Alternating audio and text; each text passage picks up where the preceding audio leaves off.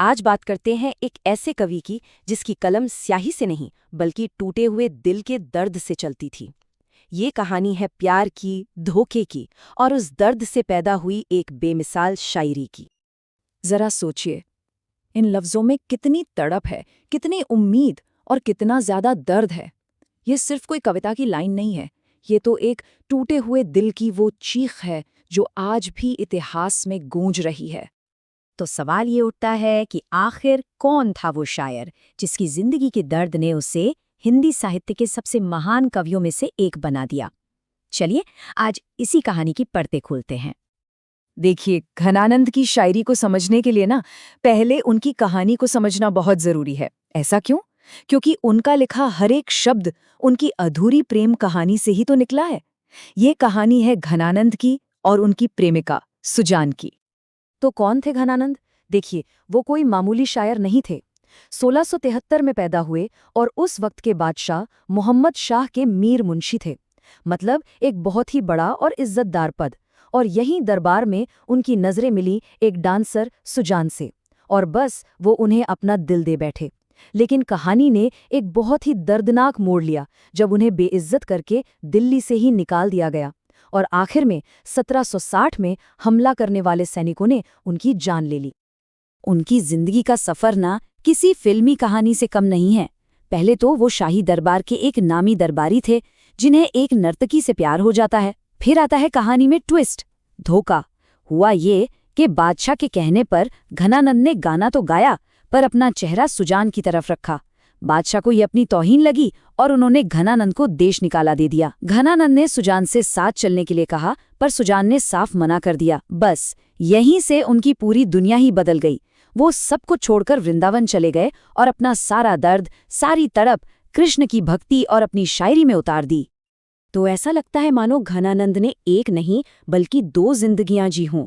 एक जिंदगी थी दरबार की शान और शौकत वाली जिसमें सुजान का प्यार था, और फिर दूसरी जिंदगी जिसमें था देश निकाला, अकेलापन और सुजान का दिया हुआ धोखा। और कमाल की बात यह है कि इसी दूसरी जिंदगी में जब दुनियादारी की जगह भक्ति ने ले ली तभी उनकी वो अमर कविता पैदा हुई जिसे हम आज भी याद करते हैं। तो अब सबसे बड़ा सवाल यह है कि घनानंद ने अपने इस पर्सनल दर्द को कलाम में बदला कैसे? कैसे उनका जख्मी दिल उनकी शायरी की आत्मा बन गया और हिंदी साहित्य को एक बिल्कुल नई दिशा दे गया?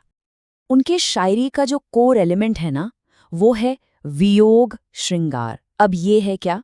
देखिए, ये सिर्फ बिछड़ने का दुख नहीं है, ये एक कला है। उस तड़प को, उस इंतजार को, उन गहरी फीलिंग्स को शब्दों में पिरोने की जो किसी अपने से जुदा होने पर महसूस होती हैं। और माना जाता है कि घनानंद इस कला के सबसे बड़े माहिर थे। आपको पता है, उस दौर में ज्यादातर कवि कुछ तय नियमों के हिसाब से कविता लिखते थे। उन्हें कहते थे रीतिबद्ध कवि। लेकिन घनानंद अलग थे, वो रीति सिद्ध कवि थे। मतलब उन्होंने नियमों की कोई परवाह नहीं की। उन्होंने तो बस वही लिखा जो उनके दिल ने महसूस किया, जो उनका अपना सच्चा अनुभव था। उनकी शायरी में कोई बनावट नहीं थी, सिर्फ और सिर्फ असलियत थी। और उनकी महानता का अंदाजा आप इस बात से लगा सकते हैं, हिंदी साहित्य के सबसे बड़े क्रिटिक आचार्य रामचंद्र शुक्ल ने उनके बारे में क्या कहा। उन्होंने लिखा, प्रेम मार्ग का ऐसा प्रवीण ब्रज भाषा का दूसरा कवि नहीं हुआ। सोचिए, ये किसी भी कवि के लिए कितना बड़ा कॉम्प्लीमेंट है। तो चलिए अब उनकी जिंदगी की कहानी को उनकी शायरी की कुछ लाइनों से जोड़कर देखते हैं। ये देखते हैं कि कैसे उनका हर एक लफ्ज उनके दिल के जख्मों की गवाही देता है। उनकी एक बहुत ही मशहूर कविता है जिसमें वो कहते हैं कि उनकी सांसें बस अब जिस्म छोड़ने ही वाली हैं, लेकिन वो एक ही उम्मीद पर अटकी हुई हैं कि जाने से पहले बस एक बार सुजान को देख लें, या कम से कम उस तक अपना कोई पैगाम ही पहुंचा दें। जरा ये लाइन देखिए, अधर लगे हैं आनी करी कै पयान प्राण, चाहत चलन ये संदेशो लै सुजान को। इसका मतलब है कि प्राण होठों तक आ चुके हैं, बस निकलने ही वाले हैं, लेकिन रुके हुए हैं क्योंकि वो सुजान के लिए एक संदेशा लेकर जाना चाहते हैं। आप सोच सकते हैं इस एक लाइन में कितना इंतजार है और कितनी बेबसी। उनकी एक और कविता है जिसमें वो सुजान की बेरुखी उसके इनडिफरेंस से एक तरह की गुहार लगा रहे हैं। वो कह रहे हैं कि तुम कब तक मेरी तरफ देखने से बचोगी, कब तक मेरी आवाज को अनसुना करोगी। और फिर आती है ये जबरदस्त लाइन, रुई दिए रहोगे कहा लो बहराए की, कबहू तो मेरी ये पुकार कान खोली है। मतलब कानों में रुई डालकर कब तक बहरी बनने का नाटक करोगी, कभी न कभी तो मेरी चीख तुम्हारे कान जरूर खोल देगी। इसमें दर्द भी है और एक जिद भी, एक अटूट विश्वास कि उनका प्यार नजरअंदाज नहीं किया जा सकता। तो सवाल ये है कि आज सदियों बाद भी हम घनानंद को क्यों याद करते हैं? उनकी विरासत, उनकी लेगेसी आखिर है क्या? चलिए इसे समझते हैं। देखिए, पहली बात तो ये कि घनानंद को साक्षात रसमूर्ति कहा जाता था। मतलब वो पोएटिक इमोशन का एक जीता जागता रूप थे।